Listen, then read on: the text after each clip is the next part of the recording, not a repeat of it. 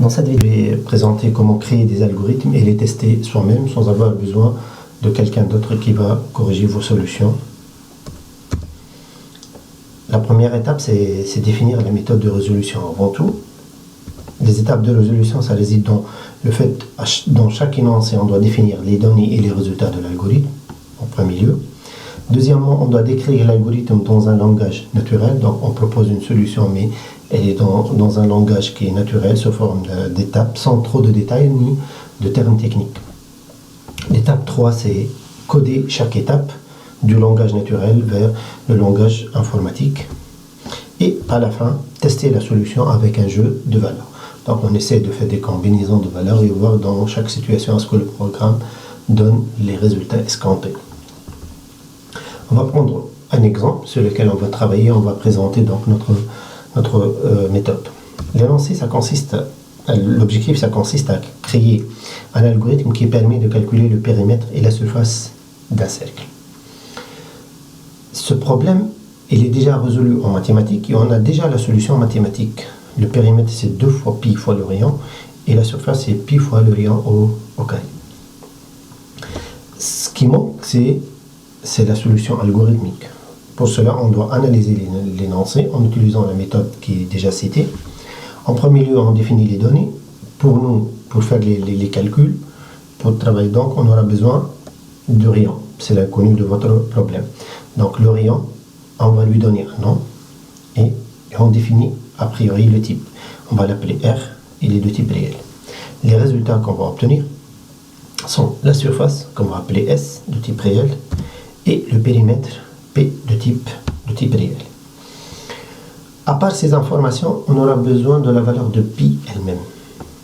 Pour cela, je vais ajouter une information qui n'est ni donnée par l'utilisateur, ni résultat, ça veut dire calculé par la machine, mais plutôt c'est une constante qu'on va la définir dans notre code. Et elle s'appelle pi, on utilise les caractères latins, égale à 3.14. Maintenant, on a toutes les informations nécessaires. Il suffit de définir l'enchaînement de la solution sous forme d'étapes. La première étape, ça sera donc la réception des données ou bien la lecture. L'ordinateur commence par recevoir les informations dont il aura besoin pour faire les calculs. C'est le rayon. Deuxièmement, l'ordinateur il doit calculer le périmètre P, il doit calculer la surface aussi S, et à la fin, il doit afficher le périmètre et la surface P et S. Le problème ici, c'est l'étape de codage. Le codage, il est complexe pour un débutant qui ne maîtrise pas trop le langage algorithmique, ni la méthode, ni les instructions, ni les structures, les types et tout ça. Donc, on aura besoin de quelqu'un qui va nous assister. Parce qu'il est impossible de vérifier soi-même que la syntaxe est correcte. Parfois, on commet des petites erreurs de syntaxe, même si ça ne gêne pas la solution, mais pour la machine, c'est trop strict. Deuxièmement, il est impossible aussi de vérifier si la solution est cohérente. Maintenant, c'est la logique. Est-ce qu'il y a des variables qui manquent? Est-ce qu'il y a des calculs non effectués? Ou bien des expressions qui sont mal exprimées ou bien qui sont illogiques. Il est aussi impossible c'est difficile de modifier la solution et la tester et proposer plusieurs variantes de la même solution. Donc, à chaque fois qu'on fait une modification, donc sur papier, donc ça nécessite de barrer un peu, donc chercher de l'espace pour reconstruire la solution ou bien pour la corriger. Aussi, il est impossible de dégager l'instruction qui a causé l'erreur d'exécution. Ça nécessite une compétence qui dépasse les connaissances des débutants et qui peut causer donc le fait qu'on est bloqué, le programmeur est bloqué, il ne peut pas décider si sa solution est correcte oui ou non. La solution, ce sera donc l'utilisation du logiciel Algosim que j'ai créé, sans utiliser du papier ni faire de l'analyse mentale. C'est Algosim qui va analyser au fur et à mesure donc votre solution, il va vous proposer des solutions, il va même vous proposer donc les bonnes structures. Algosim, il gère la structure de votre solution. Il va séparer les constantes, les types, les variables et le code. Chacun sera classé dans une liste ou bien dans un tableau. Deuxièmement, il y aura un panneau spécial pour le code, là où chaque ligne, elle sera analysée, elle est soit en vert, ça veut dire elle est correcte, soit elle est en rouge, et accompagnée par un message d'erreur qui vous permet aussi de corriger l'erreur sémantique avec un message qui est compréhensible. Les instructions et les solutions sont analysées syntaxiquement et sémantiquement. Ça veut dire qu'au niveau de la syntaxe, si vous commettez une erreur, vous oubliez une parenthèse, un crochet, vous oubliez une valeur suite à un opérateur, donc c'est Algosim qui va vous signaler cette erreur.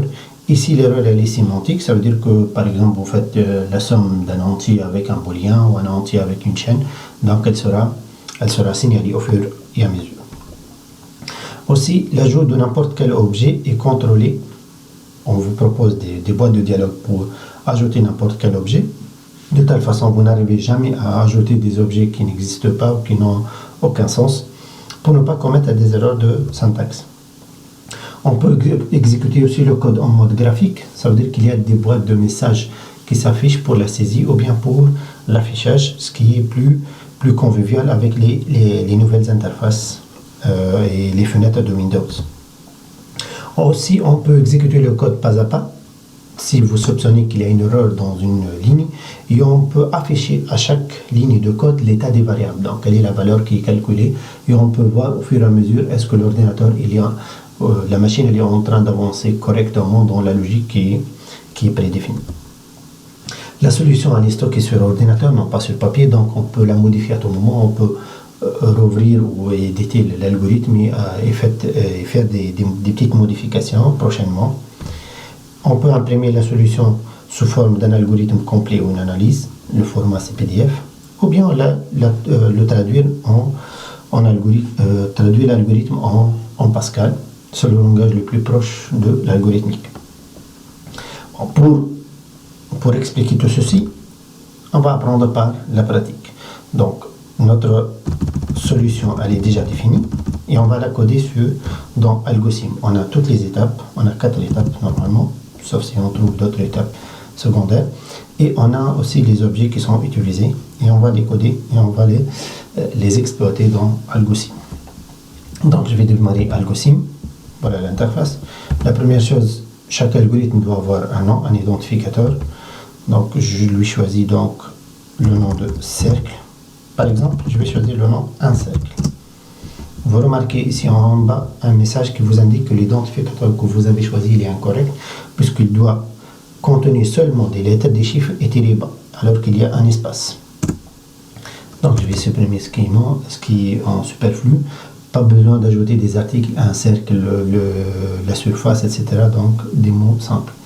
Vous pouvez aussi choisir le dossier d'enregistrement et inscrire aussi le nom de l'auteur qui a créé ce programme. Puis, on commence la création. Voilà, vous avez un environnement, vous avez des fenêtres, des menus qui vous aident à ajouter des objets, que ce soit des structures de données, des variables ou des constantes, des types énumérés, type tableau, des instructions de lecture, écriture, affectation, ce sont des instructions de base, ou bien des instructions de chaîne de caractères, ou bien appel d'une fonction ou procédure que vous avez définie, ou bien l'instruction retournée. On peut ajouter un commentaire ou faire des copier-coller. Les structures de contrôle qu'on peut ajouter, c'est la structure si avec ses noms, selon faire et ajouter cas par cas, et les structures de contrôle itératives pour et répéter ton code. Pour les modules, on peut ajouter des procédures et des fonctions avec leurs paramètres. Au moment de l'exécution, pour faire l'exécution, on peut analyser l'algorithme pour chasser les erreurs de sémantique. On peut exécuter. On peut exécuter pas à pas, ça veut dire ligne par ligne et voir l'état des variables. Et on peut arrêter l'exécution si l'exécution entre dans une boucle infinie où il est en train de faire un traitement qui ne finit jamais. Bon, vous pouvez aussi changer l'habillage de votre application. Donc, ici c'est Nimbus, ou bien celui du système, ici c'est Windows 10, ou bien celui par défaut qui est créé dès le début. Vous pouvez aussi consulter la documentation, quelques définitions et quelques explications au niveau de la syntaxe et l'utilisation des objets. On peut vérifier les mises à jour, C'est la nouvelle mise à jour, donc vous devez la télécharger, c'est sûr, c'est une correction d'une petite erreur ou un bug. Et vous pouvez aussi savoir donc des détails à propos de l'application elle-même. Je vais commencer par, comme principe, on commence par le code et au fur et à mesure, donc c'est Algosim qui va vous signaler qu'il faut ajouter des objets. Les plus intéressants, ce sont les étapes et les variables, ça vient au fur et à mesure. Donc on va commencer par la première instruction qu'on a déjà définie, c'est recevoir ou lire les données. Donc ce qu'on va faire, c'est ajouter une instruction de lecture. La variable qui sera lue s'appelle R. Ici, Algosim il va vous signaler que l'objet R n'est pas déclaré dans le module cercle, dans l'algorithme cercle. Et par conséquent, il va colorer en rouge la zone de texte dans laquelle vous avez écrit. Mais rien n'empêche que je peux l'ajouter puisque la correction, elle se fait non pas au niveau de code, mais au niveau de la partie déclaration. Donc, j'accepte. De toute façon, donc, la ligne elle est en rouge et vous aurez le message objet R introuvable. Donc, je peux ajouter une variable R. Elle est du type réel. Vous n'avez que la liste des types qui sont permis. Vous pouvez ajouter une description pour que par la suite la solution soit plus lisible. Donc, je vais expliquer c'est quoi R, c'est le rayon. Ok, maintenant le code est correct. Et dans la section variable, on voit qu'il y a une nouvelle ligne qui contient l'identificateur R, le type c'est réel et une petite description c'est le rayon. Par la suite, on va calculer le périmètre. Donc, pour faire les calculs, on utilise l'instruction d'affectation. Qu'est-ce qu'on va affecter? P, il va recevoir, donc ici la partie de la variable, ici la partie d'expression qui est calculée. Comme erreur, la référence, ça veut dire la partie variable. L'objet P n'est pas déclaré, donc on doit la déclarer. Et l'expression elle est vide. Si l'expression elle est vide, donc vous n'arrivez jamais à ajouter cette instruction. Donc elle n'a pas de sens. On ne peut pas ajouter une instruction d'affectation là où l'expression est vide. Pour nous, c'est 2 fois pi fois rayon. 2 fois pi fois R. Ici, ça devient 2 erreurs. P n'est pas déclaré et pi n'est pas déclaré. Donc c'est bien expliqué, mais rien n'empêche qu'on peut ajouter, puisqu'au niveau de la forme c'est correct. Ce qui manque c'est la déclaration. Donc on doit déclarer P et pi. Pour P, c'est une variable de type réel, et on va expliquer ce quoi c'est le périmètre. Éviter les accents, puisque au moment de la traduction en Pascal, donc cette description ça gêne le compilateur. Mais au niveau de Algosim, elle n'est jamais gênante. Déjà, vous trouvez que le terme réel est avec un accent. Ok. Maintenant, ce qui manque, c'est pi. L'objet pi est introuvable. L'objet pi, on a dit que c'est une constante. Donc, on a déclaré donc constante pi. Vous devez définir son type. C'est un réel qui est égal à 3.14. Et on va dire que c'est la constante mathématique. Donc il faut indiquer le type pour qu'on vérifie là que c'est la valeur elle est au bon type. Donc si je change entier, vous voyez que la valeur 3.14 n'est pas valide pour le type entier. Il n'y a pas un entier qui a la valeur 3.14. Donc c'est pour cela, donc pour l'exactitude, pour ne pas commettre des erreurs logiques, donc c'est à vous de définir au début le type. Maintenant, je peux vérifier les constantes. Voilà, j'ai la constante pi, elle est de type réel. Sa valeur, c'est 3.14. Et la constante, et l'explication, c'est quoi? C'est la constante mathématique pi. Le code, il est correct. Je peux calculer maintenant la surface. S, c'est quoi? Elle manque. S, c'est pi fois rayon au carré. On n'utilise pas il n'y a pas une fonction carré en algorithmique, on utilise la multiplication double. Donc R fois R, c'est le carré. Ce qui manque maintenant, c'est l'objet S. Comme variable, j'ajoute S de type réel. Et c'est quoi? C'est la surface. Maintenant, tout est correct. Jusqu'à présent, on n'a pas d'erreur. Si vous voulez, vous pouvez aussi vérifier en faisant l'analyse. Voilà, aucune erreur n'est trouvée. Puis on va faire l'affichage. L'étape 4, c'est afficher le périmètre et la surface. Alors pour faire l'affichage, vous avez tout un bouton pour l'affichage. L'affichage il est complexe, il contient plusieurs expressions. Donc vous avez toute une boîte qui contient toutes les expressions affichées.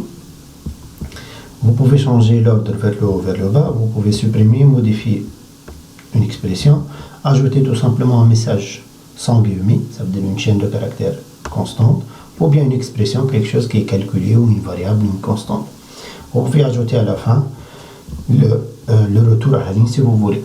Et le code sera généré au fur et à mesure pour que vous vérifiez que c'est le bon code qui sera ajouté. Donc, qu'est-ce qu'on va faire? On va créer un message. On va dire que le périmètre est égal. Donc, on va dire périmètre égal. Ça, c'est un texte. C'est le message. Suivi par la valeur de P. C'est une expression. Suivi par un message qui contient, on ajoute un petit espace, surface égale, suivi par la variable S. Donc, S et P, ce sont des expressions, quelque chose qu'on doit calculer. Et pour périmètre et surface, ce sont des messages. Et vous voyez que Algosim, il va ajouter les guillemets nécessaires. En bas, on vous donne donc quelle est la syntaxe qui sera utilisée. Si vous voulez faire un retour à la ligne, c'est l'instruction écrire la ligne qui sera utilisée. Pour le moment, c'est le dernier affichage, donc on n'aura pas besoin d'un retour à la ligne et ça n'ajoute rien. Puis, j'ajoute cette instruction au code. Voilà, on a obtenu donc notre solution. Maintenant, il faut enregistrer périodiquement pour ne pas perdre votre code. On vérifie encore une fois la solution. C'est bon. On peut exécuter. Vous aurez un environnement d'exécution.